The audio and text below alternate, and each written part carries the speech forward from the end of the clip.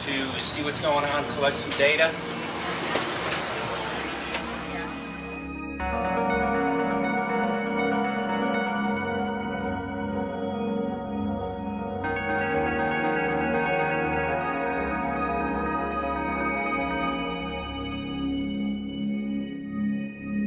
We thank you for having fun with us. Hope you enjoyed the trip. Have a great vacation and welcome home if you're lucky enough to live here. Thank you.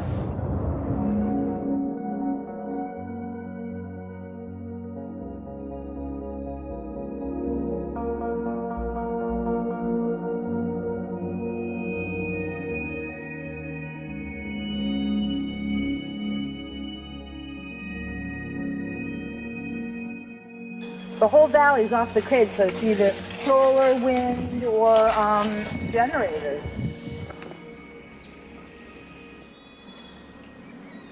Look at this, man. Yeah, the mind can't even conceive of a dream of this. Right. Yeah, right. Even coming here, and one would never think, you know, in paradise that it's getting destroyed. And they're doing it island style. They do it off the island, right? They do it off the island, so they don't, you know, you don't see the chemtrail airplane. The theory is that they're spraying The ocean, offshore, and It's coming in on the... and it's coming in. Now these are coming from the west. They're also spraying on both sides today. A lot of this stuff is actually chemtrails coming this direction. There's material that's blocking. We should be able to see to the horizon, you know, where the Earth curves, because we're high enough and we have the ocean, right? So we should be able to see. We should be able to see the Big Island. It's only 30 miles away. And you can see it's not a blue sky behind it. That's the key. It's all, you know, has that kind of weird looking blue, like silver blue, I call it. And this is a nice day. You know, there's no more blue sky. The night, we're gonna look at the stars at night, and it's like, you'll see, you can count them. There's so few stars at night now. There should be hundreds of thousands of stars, and I can count the stars. There's like one here, and one planet here. It's like, you might see, some nights you'll see 100, some nights you'll see 10. This is what concerns me, this kind of stuff right here. It's just soft. Okay. This just comes right off, this bark. That's not natural. For I've seen hundreds of thousands of coconuts and I've never seen it falling apart like that. Look at this, you guys. I've never seen anything like this. I used to trim trees all the time in the Big Island. I've never seen anything like that. That's why I'm concerned. Not an easy task that you have here on the island. I could see the skepticism because it is so far beyond anybody's reality. It's amazing. It's just amazing to try to look through somebody else's eyes. Like my eyes, I can see this, so it's like night and day. And other people, it's just the illusion is just so deep. What do you think would happen if everybody awakened to what was going on and what the plans were of geoengineers? I think they'd have a revolution in Hawaii. If people really understood what was going on. What's your concern for, I know that you love the land here. What's your concern about the chemtrails? Well, that we won't be able to live here and grow our own food. And that our health is going to be compromised. You think it already has been? Yes. And the thing is that they're doing it every day here, every day. So it's hammering, micro doses every day. And then, of course, it's getting in the environment, and of course, it's weakening the plants. And it takes a couple years for this to actually weaken the plant. So we're asking for GMO taro. We're asking for GMO papaya because we can't grow our natural seeds. We can't be sustainable. We can't truly, you know, be here as God created us to be.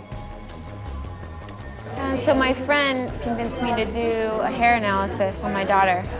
So we went ahead and cut close to her scalp and got some really recently grown hair and sent it in. I was just sure that my daughter's hair was going to be so clean with the lifestyle that we live. And lo and behold, it came back and her levels were really high in aluminum. This is the chart here. This is the reference range, and this is where my daughter is, 23.1. Aluminum, The skies are covered with a white mist, and I look up at night anymore and I don't see the deep, dense stars that I used to, and I can't help but think this obviously has something to do with my daughter's health. I don't know where else these heavy metals are coming from. Yeah, I mean, look how old she is. Yeah. She's been isolated here. Here, and she's... Here. Anybody looking at the situation would be like, this is paradise. This child should be like superhuman. Organic farm. And here you are getting all this heavy metal stuff. And She has highest level aluminum on the chart. Never had a vaccine either. Folks, these people are playing God. They are playing God. They're manipulating the weather, and they're spraying stuff into the sky. They are trying to geoengineer everything, including your plants and trees and your ocean. Well, tonight, we're just hoping that instead of not looking at it, you'll start looking into it, because I really believe from the bottom of my heart that we are in a real crisis. I really do. They are proposing dumping 10 to 20 million tons of aluminum into the upper atmosphere. What does aluminum do? It changes the pH of soils, which is toxic to plant life. Also, it's very toxic to human health. Are they doing it? Well, let me tell you about my experience and what we found. We have much evidence that not only suggests, but I believe prove that they are happening. Jeff, what's going on? And as I promised, we're joined right now by a very special guest, Michael J. Murphy, currently on location in Hawaii. He's working on a documentary film called What in the World Are They Spraying? Michael, welcome to the program. Great to speak with you today.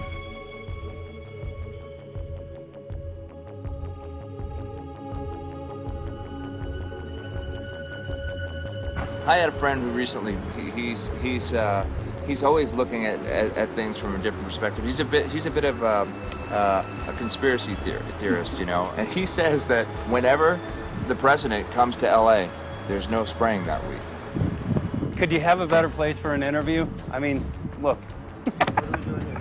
Well, this is being done over our farms and over our things. So basically, they want to eliminate our ability to eat organic food, have clean water. So in some ways, it sounds to me like, and you know, again, it's just a projection, but it sounds to me like this is control. How do we control the masses? Yeah. How can aluminum be good for you in any? And what was the second chemical you mentioned? It's barium. Barium and aluminum. Obviously, those are toxic to everything. To human health. Yeah. To human health, to farms, to animals, to everything. 61,000 parts per billion. And there should be a government alert at 1,000? At 1,000, people are drinking this. People that climb the mountain, they're drinking that snow. It's poison. Oh my God, that's so disgusting. So that's 60,000 times above regulation. Exactly. 60,000 times above regulation. And I've talked to friends, and they're like, well, that's just ice. That's just condensation. And I'm like, you can talk to a second grader. Ice doesn't float in the sky and spread out that way, you know? You're not an expert, but you're a concerned citizen who said, wait a second. Who's actually doing the research. Yeah, you're doing the research, and that's what we need to do as Americans and say, you know what, I want to know what's going on. I want to know what the FDA is doing to my food. I want to know what the government's doing with my air, my water, and the soil. And, you know, it's just great what you're doing. And I just, my kudos to you for bringing light to this subject. Put all of the theories aside, just what geoengineers are proposing and what's being found is scary enough. So we can just address that. And I encourage more people to just step up and ask questions and do what he's doing. So thank you, Michael, very, very much. Aerosol spraying aluminum affects everywhere, and we have a beautiful tropical climate which I believe might be in jeopardy. So we wanted to not only come and bring the message of what people were finding around the world, but encourage people to test for the aluminum, strontium, barium. Essentially, I think it was an effective trip. I saw a lot of people here in Hawaii, in Maui, awake and not only curious, but willing to look into this deeper, and that's my only hope. This is one of the boldest moves, I think, from Ed Griffin yet. This is the taboo topic that nobody's supposed to talk about, and that is aerosol spraying. Now, we've got tons of documented proof of errant aerosol spraying. It just blows my mind that the whole essence of humanity has always been to look up into the sky and ask why. Though there are no limitations, there is endless space, an endless universe. Now, in the 21st century, we're not allowed to do that. Anyone who looks up and sees the giant grids and the X's in the sky that weren't part of our existence until just a decade or two ago is somehow called a kook. And the people that are the best and biggest proponents for the revolution and for liberty, they don't want you to talk about it because you could discredit them. It seems to be an industry that's being built up to milk the taxpayers by undergoing some kind of a giant global spraying program to make all kinds of money on the project. And they don't seem to care really what effect it has. They're not trying to experiment to see if humans can survive it or anything like that. They just want to get this stuff up. And then we discover, as we're going further down the line, that there are companies generating genetically modified organisms, or seeds, modified seed crops they're being engineered to resist the aluminum in the soil. And a lot of crops won't grow in that. And so now, after they've messed up the soil, all the farmers were going to have to go back and buy seeds that have been genetically engineered to resist the aluminum that have been put into the soil. And all of a sudden, mankind is completely dependent upon these companies like Monsanto and other giant agricultural firms. You can't even grow natural seeds anymore. And we're looking at that. It's a shocking thing. I hope we don't find that that's true. But all the arrows right now are pointing in that direction. We get into cost-benefit analysis here because there's also HAARP could be involved in this. Geoengineering, as you guys mentioned, which is documented heavily in Dennis Kucinich's bill, that is the Space Preservation Act, which, by the way, I don't think got through Congress. And then Kay Bailout, as we call her here, Kay Bailey Hutchinson, also put together some legislation in order to qualify geoengineering, which, again, is supposed to save us all from global warming. But it is cost-benefit analysis because they can benefit on so many different levels. Ed, that's how they do everything, isn't it? That's right. And, you know, there's an old adage, if you just follow the dollar, follow the buck, you get to the source of the problem. And it looks to me like there's a tremendously profitable industry being built up right now around this concept of geoengineering or weather modification or reducing global warming and all of these other things that can be sold fairly easily to an unsuspecting public. They all say, oh, well, that's good. We don't want global warming, you know. And so they put up with this, and they don't question, they don't criticize. But behind the scenes, you see a whole industry being built up, which is, as I say, tremendously profitable. And the money for all of that is coming from the taxpayers. And it's a scam is basically what it is. We're just focusing on the one area that is real easy to prove. There's no speculation in the area that we're going into. They definitely are doing this geoengineering. They definitely are talking about it. They're working up formulas for it. They're putting together strategies for it. They've got funding for it. Everything is in place. We don't even have to go into those other areas to make the case. Okay, let them believe that, but at least they must understand that there's no question that they're talking about it and planning to do it.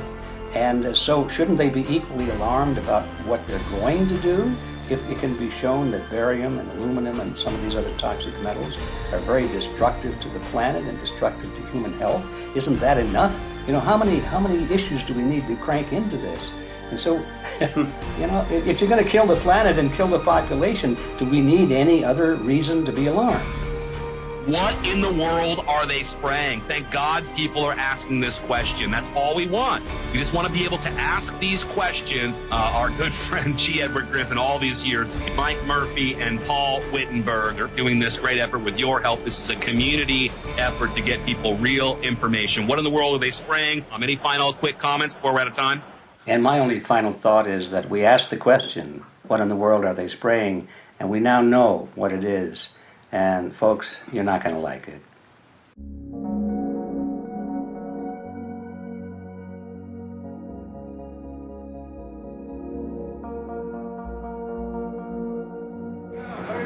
Hey.